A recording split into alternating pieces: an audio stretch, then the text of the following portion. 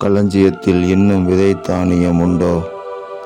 திராட்சை செடியும் அத்தி மரமும் மாதுளஞ்செடியும் ஒலிவ மரமும் கனி கொடுக்கவில்லையே. நான் இன்று முதல் உங்களை ஆசீர்வதிப்பேன் என்று கர்த்தர் சொல்லுகிறார் என்று எழுதப்பட்டிருக்கிற வேத வாக்கியத்திற்காக எங்கள் தேவனாகிய கர்த்தருக்கு கொடான கோடி ஸ்தோத்திரங்கள் உண்டாகட்டும்.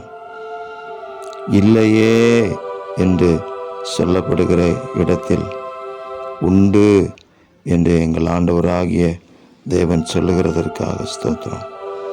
இதுவரைக்கும் இல்லாத காரியங்கள், கிடைக்கப்படாத நன்மைகள், இல்லையே என்று வருத்தப்பட்டு வேதனைப்பட்ட விஷயங்களிலே தேவ ஜனங்களுக்கு ஆமேன், நான் இன்று முதல் உங்களை ஆசீர்வதிப்பேன் என்று சொன்ன அந்த வார்த்தையின்படி எங்கள் கர்த்தராகிய ஆண்டவர் இன்று முதல் விசேஷமாக நீங்கள் ஆசீர்வதிங்க ஆண்டவரே. எல்லாவற்றிலும் வாழ்ந்து சுகமாக இருக்கும்படி அனுக்கிரகம் செய்வீராக.